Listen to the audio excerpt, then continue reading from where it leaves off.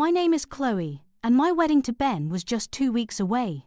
Ben was everything I could ask for. Stable, kind, successful, and he loved me unconditionally. After years of chasing unsuitable men and a string of messy relationships, Ben was my calm harbor. Our wedding was going to be the grand, fairy tale event I had always dreamed of, a celebration of finding my forever. My bridesmaids, led by my fiercely loyal best friend, Maya, decided to throw me the ultimate bachelorette party. It was a lavish affair at a rented penthouse suite in the city, complete with champagne, silly games, and, as per tradition, a surprise stripper. I was a bit uncomfortable with the idea, but Maya insisted. "It's your last night of freedom, Chloe. It's harmless fun." The music started, and a man in a fireman's outfit swaggered into the room, expertly taking off his shirt to a chorus of cheers and whistles from my giddy friends. He was incredibly handsome, with an athletic build and a mischievous glint in his eyes. He moved with a confident, almost arrogant grace. My friends were screaming, shoving dollar bills into his waistband. I was laughing, a bit embarrassed, but trying to get into the spirit of it. Then he turned, and our eyes met. The music, the cheers, the laughter, everything faded into a distant hum. My heart stopped. It couldn't be, but it was. Standing there, half naked, performing for my bachelorette party, was Leo. Leo Maxwell. My first love. My college sweetheart, the man who had shattered my heart into a million pieces 10 years ago when he vanished without a trace. His eyes, once so familiar and full of youthful adoration, now held a complicated mix of shock, amusement, and something else, something akin to a challenge. The mischievous glint deepened. He didn't miss a beat in his performance, but his gaze never left mine. He was dancing for me, and only me. The room, filled with my closest friends and wedding anticipation, suddenly felt like a stage for a very different, far more dangerous drama. My friends were oblivious, still hooting and cheering. But I was frozen, a cold dread spreading through me. Leo, my greatest heartbreak, was back, and he was here, on the eve of my wedding, forcing me to confront a past I had buried deep, deep down. The rest of the party was a blur.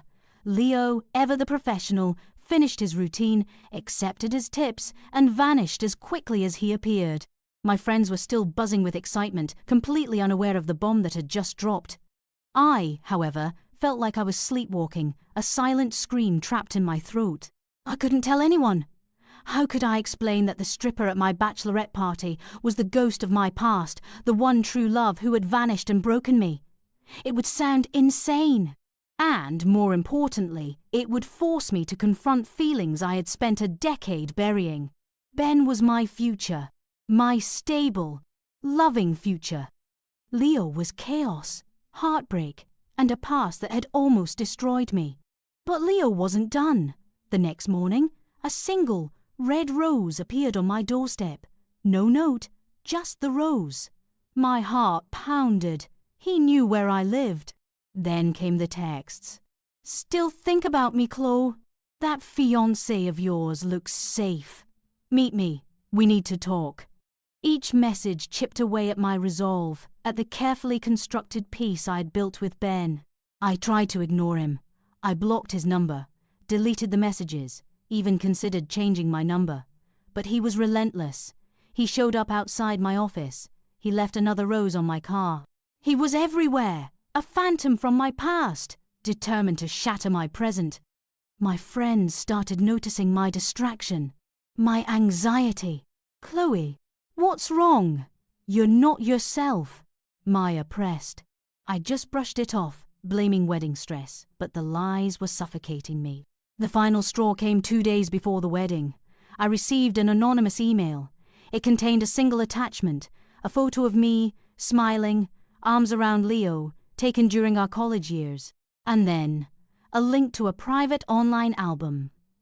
It was filled with hundreds of our old photos, intimate moments, declarations of love. Beneath it, a message. "I know you're getting married. Does Ben know about Leo? About us? If you don't meet me, These pictures might just find their way to your fiancé, along with the story of our love. Don't ruin your life again, Chloe. Meet me at our old spot, the park bench by the lake, tomorrow at noon. Don't bring anyone. The threat was clear. He wasn't just trying to talk, he was trying to blackmail me. My heart hammered with fear and fury. I knew I had to meet him, not to rekindle anything, but to silence him, to protect Ben, and to protect the new life I was so desperately trying to build. I met Leo at our old spot, the park bench by the lake, the next day. The air was thick with unspoken history. He looked older, hardened, but the same mischievous glint was still in his eyes. He wasn't the carefree student I remembered. "Chloe," he said, his voice a low rumble. "You look beautiful. Still wearing that same necklace I gave you, I see." I touched the small silver pendant at my throat, a gift from Ben. "This isn't yours, Leo," I said, my voice shaking with a mixture of anger and a ghost of old pain. "This is from Ben, and you need to leave us alone." "Us?" he scoffed. "There is no us without me. You and I, Chloe, we were always meant to be. He's just a placeholder." He then launched into a twisted version of our past, romanticizing our college days, conveniently forgetting the part where he vanished without a word. He demanded to know why I had moved on, why I wasn't fighting for us. He wanted me to call off the wedding, to choose him. If I didn't, he threatened to send the photos, to tell Ben everything. But as he spoke, something clicked. His words, his arrogance, the blackmail. It wasn't about love. It was about control. It was about tearing down what I had built, because he couldn't have it. My fear transformed into a cold, fierce resolve. I wasn't going to let him destroy my future. "You're right, Leo," I said, cutting him off, my voice steady. "We do have history, and I think Ben deserves to know about all of it, every single detail." I stood up, pulling out my phone. "Ben," I began, recording myself. "I'm at the park, with Leo, my college boyfriend, the stripper from my bachelorette party." I turned the camera to him, his smug face suddenly turning pale.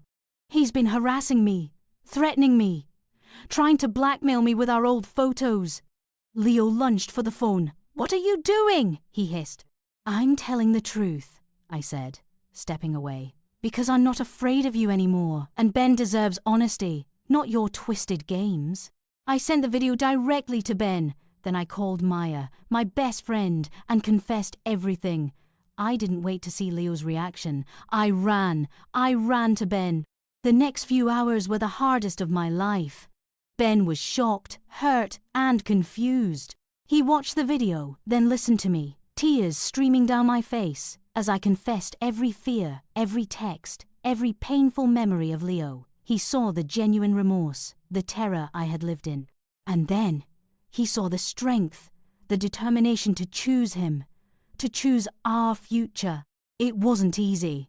It took long, painful conversations. But Ben, the stable, kind man I loved, chose to believe me. He saw the truth, that I was a victim of a manipulative ex, not a willing participant. He forgave me for my secrecy, understanding the fear that had driven it. Together, we got a restraining order against Leo. Our wedding still happened, but it wasn't the fairy tale I had imagined.